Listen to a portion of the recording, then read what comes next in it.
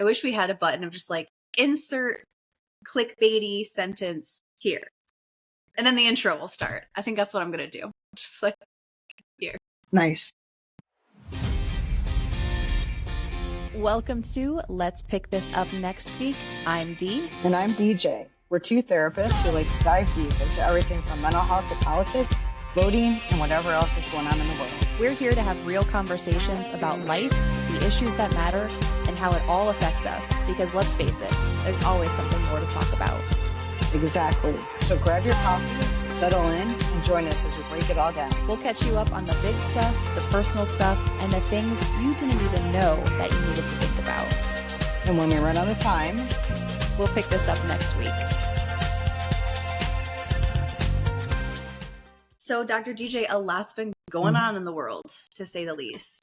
Yes, indeed. How much time have you spent engaging with all that's out there?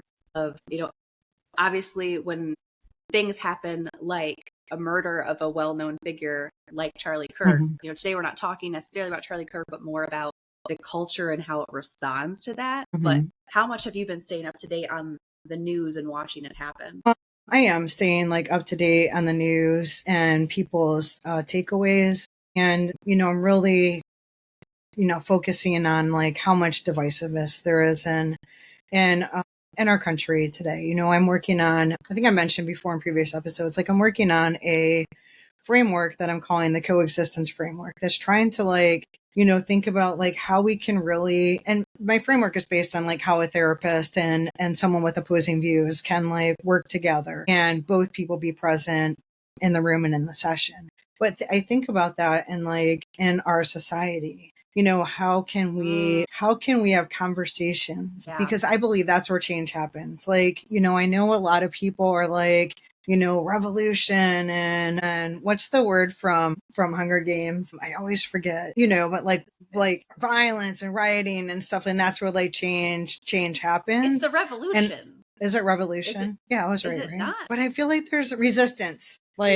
Strong resistance, like a violent resistance. And I feel like a lot of people think like that's where change is.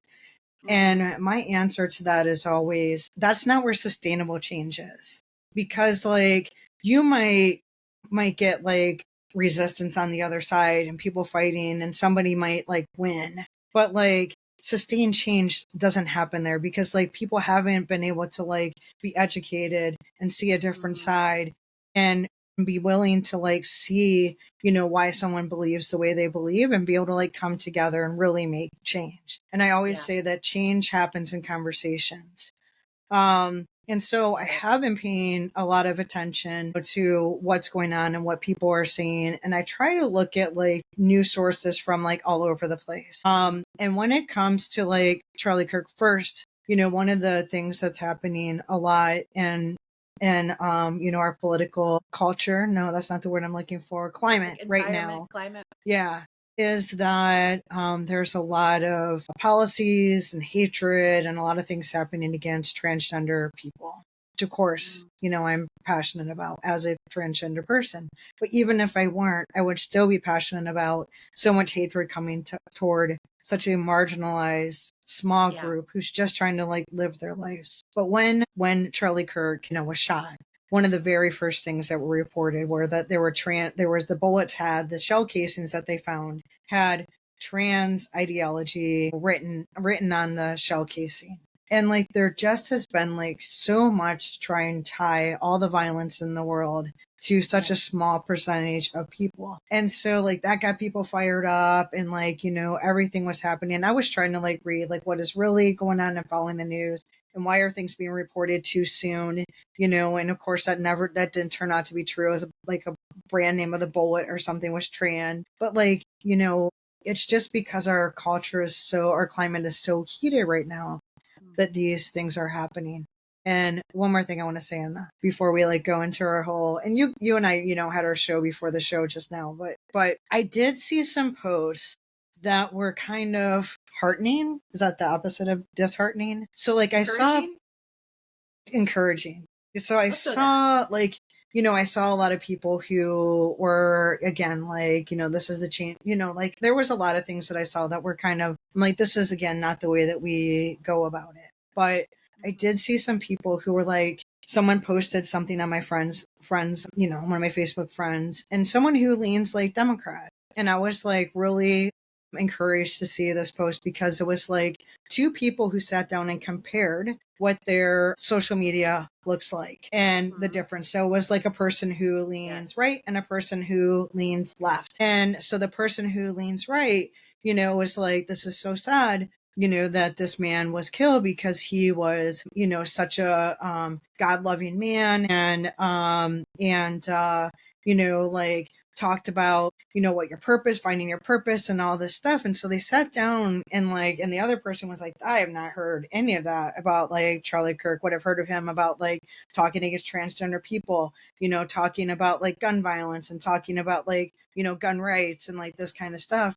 And so the people like in this post were sat down and were like compared what they were seeing. And when the one person who was like had seen only things that they thought was negative and hurtful that Charlie Kirk was said, it's like I never seen any of these things that showed him as a motivational speaker. And like had they seen those things, they might have thought differently of Charlie Kirk too. And the other person who saw all the motivational stuff and the purpose driven stuff and like, saw him as, being warm and all that kind of stuff, never heard any of the negative things he has said against transgender people and about gun violence and about how like we're going to have these deaths. I don't want to say too much about the stuff that he said, but it was, and they were like, holy crap, like we are getting to like our news and our social media is so filtered toward, what if they feel like we are going to like pick up on and really engage with. And like they're so incredibly different.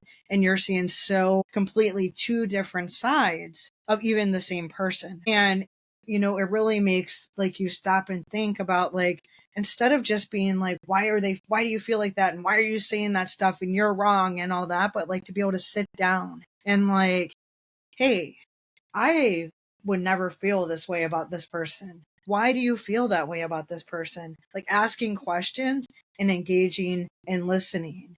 And I think like, that is where again, like change starts to happen is when we pause. And instead of just like throwing stones, being able to be like, wait a second, I don't understand why you're having this reaction. I want to understand why you're having this reaction, and go from there. I think, no, 100%. I agree with everything you just said. I think curiosity comes at a price. And what I mean by that is, because I agree, change happens little by little in these little monumental ways.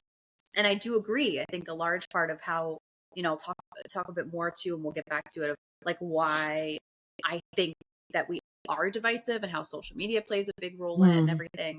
But I do think that when you come to a conversation and you say, I'm willing to learn, I'm willing to see what does this other person see that I don't, and that person isn't ready to have the same open conversation, that gets hard. Like that's really hard to sit with that and to say, hey, I'm willing to be curious and to listen to your perspective. And when that person is not curious and not willing to listen, then it's not like that two-way dialogue. I don't think we're set up in a time right now, and I don't know how to get us back to it. We'll have some things that we talk about at the end of the show to get back to a place where we can engage in a way that's helpful. Because literally I've talked to people very similar, Deej, to what you said about how people would have side-by-side social media completely different. I've seen the exact same thing. I've talked to people who were, very like, oh my God, this was, he was one of the most understanding and he was always willing to debate. And, Charlie Kirk was great for XYZ reasons. And I'm sitting here like, similarly, like my Facebook algorithm, my social media algorithm is showing me something very different. And so, but before that part clicked, it was like,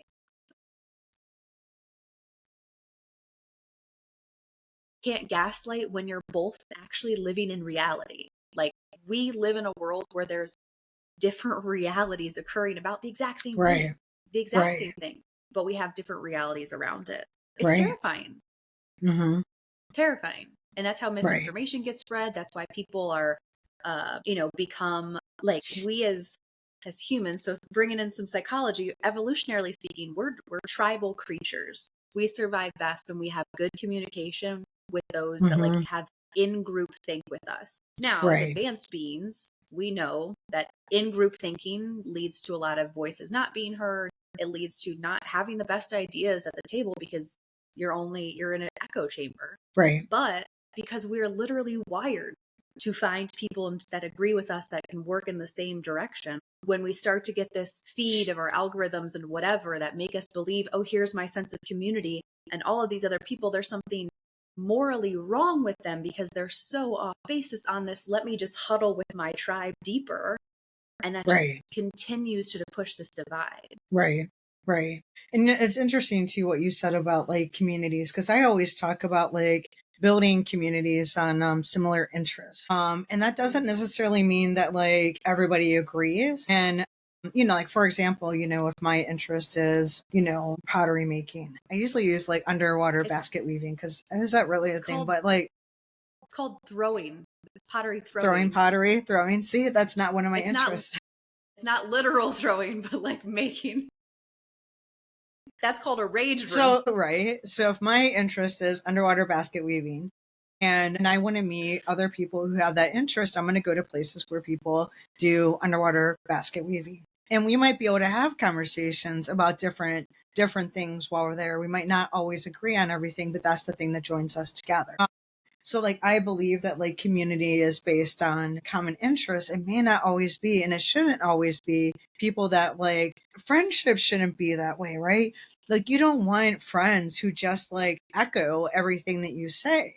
I mean, you shouldn't because like it's good to be able to be called out on your shit. It's good to be able to like have someone challenge you sometimes. It's good for you to be able to look at your opinions and your beliefs and see like do they still hold up, to like what's happening in the world today or what's happening in your life, or like are you being a decent person? Is there someone calling you out when you're not being a decent person?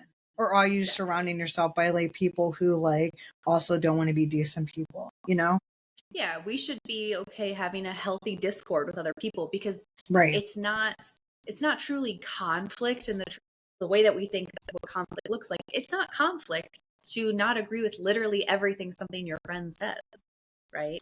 Like you can just have a difference of opinion or whatever. It doesn't mean that you have to hate each other. Right. I love your example because we actually did something at a staff like team building exercise that we did recently, and we had people like rank like what are things that you're interested in, like travel and movies and music and animals and whatever, and then we randomly paired people up at a table where they all said that was an interest of theirs, and it was like okay, so I went and sat at the travel table for a while, and I didn't know half the people at that table, but it was great to hear their travel stories and what they're interested in, and swap whatever. And I can't tell you a whole lot about them I don't know their political party. I don't know what they think about issues that I'm really passionate about, but I do know that we all thought the Grand Canyon was great. Yeah. So that was cool. We had this unity, but I think a lot of times because of how our interactions are engineered nowadays, I sound old, DJ. Oh my God. I say in this day and age a lot, even during sessions. In this day and age, and I always preface it by, I feel old when I say this, but in this day and age. But it's true because like how our engagements are created now are not the water cooler or, I am, at the library sitting in this section because this is a book I wanted to read, or I'm going to this social thing. Like that's not how we engage with one another. And I'm not saying that's good, bad, or indifferent, that we tend to engage more in electronic format. I mean, DJ, you and I live across the country from one another. We're always just interfacing via, social media or sending, audio notes, video notes, whatever. But unfortunately, it's created these like silos of people and ideology. Right. Exactly. And like you had mentioned, like right before we went, before we recording, of, people can be a lot more brave behind a keyboard than they might be in person. Like, and I say brave in quotes because the fact that like is it brave to like, come at somebody with hatred? I don't think that's bravery. That's mean. But That's like, nasty. right. Yeah. Yeah. But like people will do that, more easily. Most people, some people do it in person, but like more easily behind a keyboard than they would like in person. Plus, like people don't pause a lot of times. They'll see something, they'll type. It reminds me of that cat meme or whatever. That types Jim really, really Carrey fast. That one too. From Evan Almighty? Bruce Almighty. I feel like there's two. There's both, right? Those both exist. Yeah, but Evan is Steve Carell. Mm. Evan Almighty. So anyway, right. So people, they don't pause. They like whatever, and say a lot of things, without that they might not say if they were in person.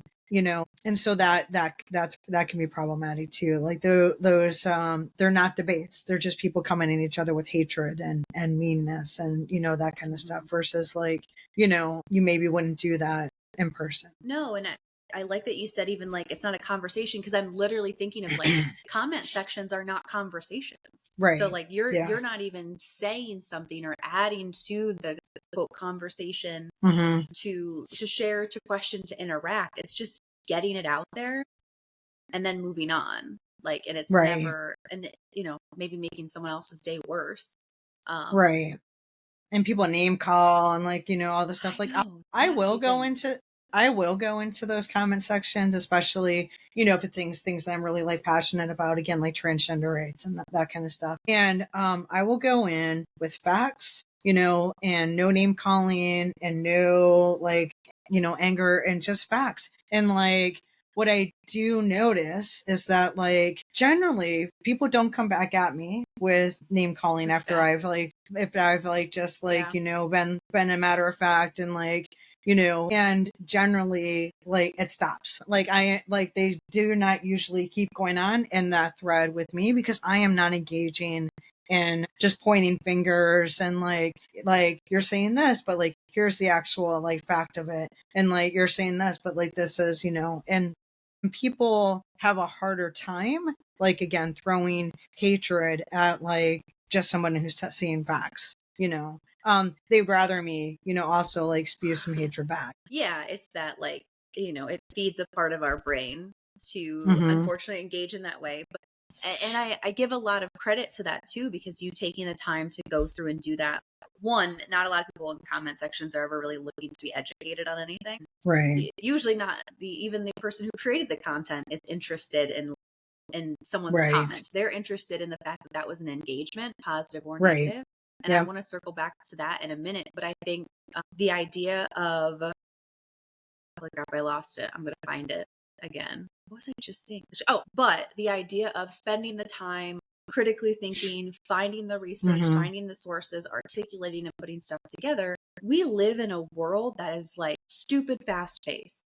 I mean, again, to use, the example of the killing of Charlie Kirk, there was misinformation from the get because people, they wanted answers. And so it was like, here's an answer, not the right one, but it's an answer and it's what we have at the time. So let's keep just giving information. And I'm not saying it's a bad thing to want it's a bad immediate thing. answers. Well, okay. I'm not saying it's inherently a bad thing to want answers. Right. No, for sure. And we live in a society with 24/7 news. And so they gotta tell you something. They can't just say, hey, this thing happened and we don't know anything and how awful. They have to make assumptions or hypothesize or whatever. And then those hypotheses become a fact to someone who had a cognitive load and just heard something and thought of it as fact. And like, I'm not blaming people because I'm both of us we fall prey to this all the time. But it's difficult to be like, cite your source. What's the reality here? Let me critically think about this. Right. And I even did comment on something too, like with the Charlie Kirk, like with the bullets and when they were coming out with that stuff and they were like, caution, this is too early to report this information. But like, I read it in a report and like, even though the caution is there, like it's happening. And the reason why I said it is by like, back in my day, like when, even in my early 20s, right? Like I had a whole even adulthood life before the internet. Right. And like news was at 6, 10, and 11, And 7 and a.m. That's where I got the school closings from. Right. That's right. You did, and you had to watch them scroll across the screen. And also, newspapers and that kind of stuff. And then like the 24 hours, like cable came and like CNN, but there was no internet. So people weren't debating it. People maybe were watching it. They were talking about it, maybe at work, maybe at the water cooler. Like I remember like the OJ trial, like that was like on and everyone was talking about it. But again, that was before the internet and social media and all that stuff. So like, there wasn't so much like, just fighting and everything because like we didn't have the places to do it as much. And again, like most engagement was in person versus on the line, getting your news from the internet, from your favorite biased news source. And then running with it. No, for sure. And I think like, I can't remember if I talked about it on the podcast before or not, but either way. So we didn't have 24/7 news as a society until 9/11. Because that's the only, when you think about it, the only time when you truly need immediate, what is happening in the world right now is when there's something that threatens the safety of your country. And so that's really where it started. And so then we never went away from that, despite the fact that like we're not in the same calamity. Right. Yeah, we're not in the same constant crisis. So we have to manufacture a crisis to stay relevant, to stay on 24/7. Like I'm curious on your thoughts. How much do you think people are aware and self-include, like when I'm like, oh, the people, I'm one of them, you're one of them. How aware are we of how much of what we're taking in is engineered for us to think a certain way or engineered for outrage? It depends. And I'm glad that you remember how much I hated that in our ethics class. I know. So, but first I'm glad you mentioned 9/11 because that's one of the things that, like, cause Charlie Kirk, right? He was killed on 9/10 and then like 9/11, everyone was talking about it. And I was like, oh my God, like our country was so much different back then because like, if 9/11 happened today, it wouldn't be like it was then because there was more unity and like people were coming together like as Americans, and obviously it was a threat against our entire country. But like, you just felt it. You felt it with your neighbors. You felt it with everybody. And again, like we weren't talking about our differences. We were talking about like, oh my God, this is sad and scary. All of us. And like, it just really reminded me like we're so far from there. But also it depends about what you asked, because I think some people do know because some people want to know. And some people like seek out again, like what are other news sources saying? What are other points of view? What or whatever. And some people don't want to, and they don't think to like know. They believe that like the news that they are given is like news and that's what's right and that's what's true and that's what's whatever. And they might pick out a favorite news, but I think that I'm trying to try on this lightly because like some people like to do or feel like it or have time for whatever reasons, like to do research more than other people who just take whatever's handed to them as truth because that's the way they believe it should be. Sure. Yeah. And I think like some of it's about like thinking critically about your source. Heck, I remember I was just talking about this to someone. I remember when I was in school, they told us like, don't cite Wikipedia. Wikipedia isn't a source. Right. It is like a shared definition, but you can go and use that from the sources. I think this side note, I think the same about ChatGPT. I've had students try to cite ChatGPT. I've had I've had colleagues be like, according to ChatGPT, whatever. And I'm like, you can use ChatGPT like, I know. I'm like, it's biased. 100%. We train ChatGPT to be our assistant. It is biased for like what we believe and what we're feeding it.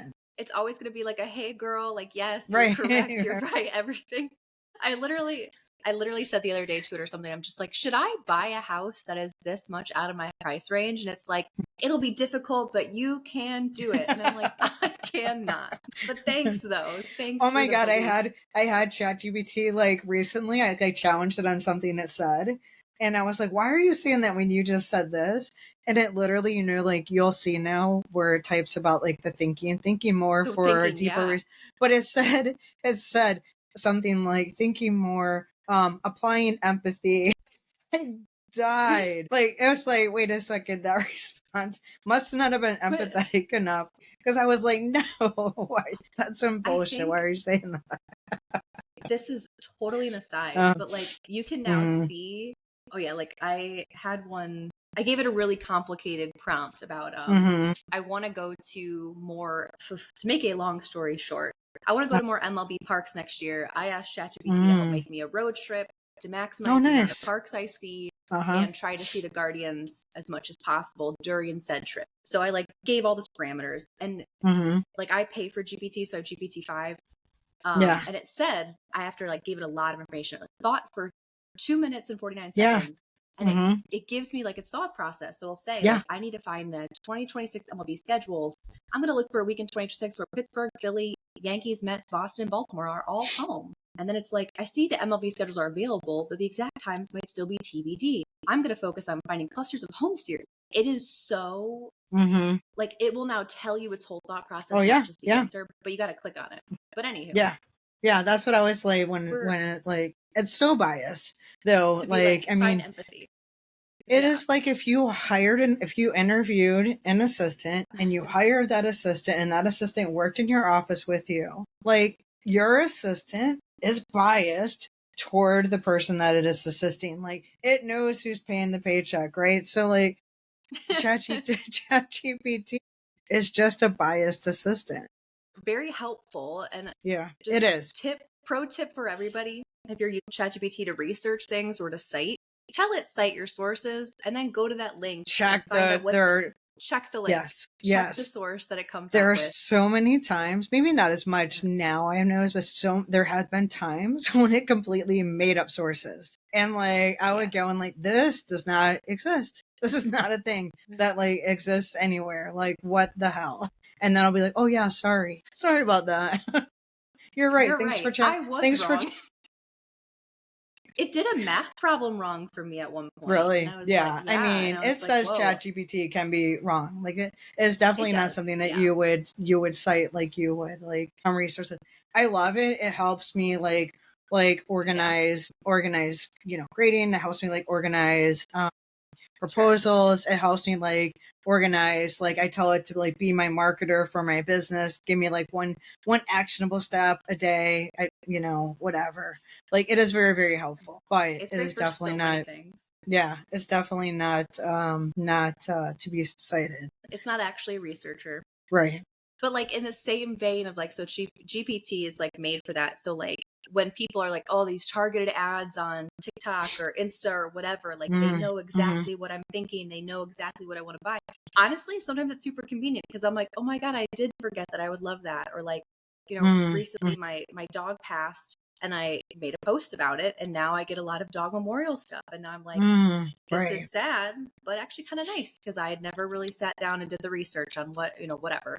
Oh, right. Like, so in that way, it's super helpful. But the same way that I'm like, oh, this is great that social media can push this content to me that I need, it's doing the same thing. Like, it is engineered. The algorithms are created to give me a feedback loop of what will engage me. And hate engagement is engagement. So I want to like make sure to like put a point on that of like, even engaging to say, F you, this is stupid, is engagement. It puts it in front of more eyes. It gets like, people don't care whether you like or dislike content. It's the views, it's the comment count, it's this. And like, I'm sitting here saying this as a person who has a podcast. Like, like that's all behind the scenes stuff. And so I think it's important that we as counselors and as therapists help kind of sit back from a different perspective and hopefully offer a different perspective. Of like, learn that it's happening, because once you like name it, then you can do something with it. Right. But Dr. DJ, what advice would you give somebody who's finding that they're like stuck in this feedback loop or having a hard time having empathy, whatever events like this stir up the culture, stir up the world? That's an interesting question, because I think that's something we have to, like, as counselors, right, or therapists, whichever word we want to use for it, interchangeably. We have to be careful. So like, I think we're making sure that we're coming from like, how, if our clients are asking, like, I'm having a hard time being empathetic and I want to be empathetic, to help them like cultivate that, like, again, maybe like listening to some other points of view, like maybe like just doing a little bit of reading from someone else's point of view, doing some research, maybe listen, just whatever way that like, whether it's listening, reading, watching, something like that. I think that it can be a line we have to be careful with and tread lightly, because like if someone is not ready to hear that, if someone is not ready to think about, embracing other points of view on the other side, like we have to be careful and aware of like, if someone is expressing like prejudice, hateful things in therapy, like we want to make sure we call like someone out on that, because like that's like something that like, as advocates is like what we do. Safe right. to do so. Yes. Exactly. Yes. But I think like we may have to make sure that we don't push our points of view on other people. So like, that's the thing, is like, I think you should be more empathetic and that you should, look at the other side. Like, that's not what we want to do. But if somebody is asking those questions and they're saying like, I want to understand why people are coming from this point of view, I think that's something we can help. As far as like empathy, we might frame it as like, it sounds like, you're really hurting, and like, it sounds like you're confused, and what may be some ways that you can explore in a way to like be able to deal with the hurt and confusion. That might be another way to frame it if they're not ready to have that like empathy conversation. Mm-hmm. Yeah, I think exactly. I think the first thing that you can do is recognize when it's unhealthy, because you can absolutely have healthy discord about anything. Right. Especially like, even in the political environment, honestly, we need more healthy discord. So simply head in the sand, ignore it, whatever, as much as I want to be like, live under, avoid everything. I know it's important to have healthy discord, but recognizing when is it unhealthy? Like, is it unhealthy to expect that every time you see someone say something, you will engage with them? Is it unhelpful to you to spend, whatever? Do you need to put a scroll limit on some of your stuff? Because it's not your responsibility to educate everyone, even if it's, uncle whoever, it doesn't matter. So recognizing like, when is it not healthy? And then checking for the guilt that might come up by saying like, no, I can just sit this one out for today, this moment, this whatever. We had a great podcast that we posted November of last year all about that. Highly encourage you to go back and check that one out. But then, DJ, to your point of like, go with curiosity. Be curious as to how the issue could be resolved versus trying to convince someone. Like, this isn't debate club. It's not about that, but it's about looking at how can we both come away from this conversation understanding the other a little bit better, because you don't have to agree. If your goal is to understand, you'll get a lot further. And it is like, I have worked and I am working with clients who, are like, hey, I have family members who have different points of view, and like these relationships are important to me. And I'm trying to think about ways to like have healthy boundaries and set limits. And like, these are things that I've said, I'd like to be able to try to assert those boundaries, in a way that protects me, but also doesn't like cut off those relationships, so I, help people like really understand what boundaries are. And like, boundaries are one part expectation, other part, this is my action. And I think people get caught up and stuck when like, they're like, my boundary is, this is my expectation. And like, that just leaves you powerless and helpless. Some people say like, I don't talk politics with, my family. And I've asked them like, hey, if politics comes up, then I'm gonna leave the room, or I'm gonna like whatever, because like, those conversations I know are hard for our relationship, and really thinking about, again, what limits they can have. And as far as like engaging with social media, a lot of people, like, I know I have people on my caseload who are like, let me stop using Instagram, or only use it for this amount of time, or, that kind of stuff. Or like, they're not getting their news from social media, which isn't a great place to get your news.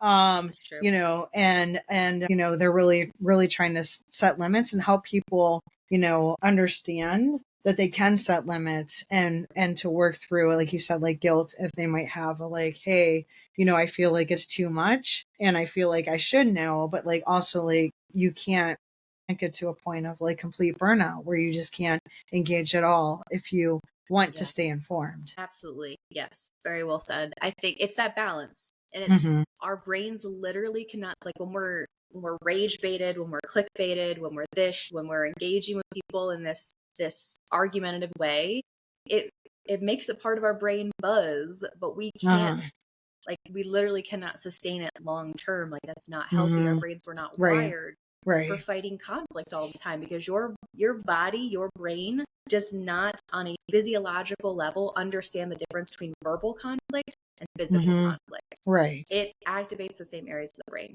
Right. So that's why we can get so emotional and heated. And I say emotional with intention, because I hate the whole, this is logic and not feelings, because emotions are everything. Emotions are all we have, is how we look through anything.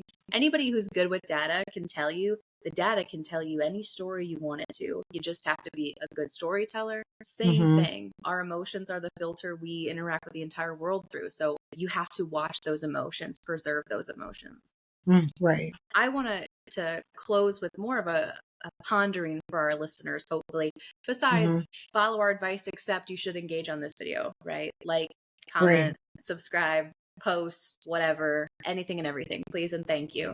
But I really want people to think about questioning, right? And the real issue may not be Charlie Kirk himself, but it's an ecosystem that elevates him and creates division where there doesn't need to be division necessarily. We can have a difference of opinions with a person who has their own platform, but that doesn't mean that as a culture, it's pick a side.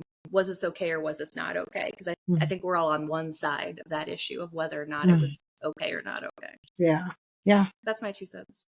I think that's great 2 cents to end on. I've said it's just my 2 cents like 17 times in the last week. It's very annoying and I need a new phrase to latch onto. The echolalia's got me on this one. That's awesome. When I was in high school, graduating high school, when we went up to 1872. Yes, 1872, when we went to the principal to get our diplomas, we all handed him 2 pennies.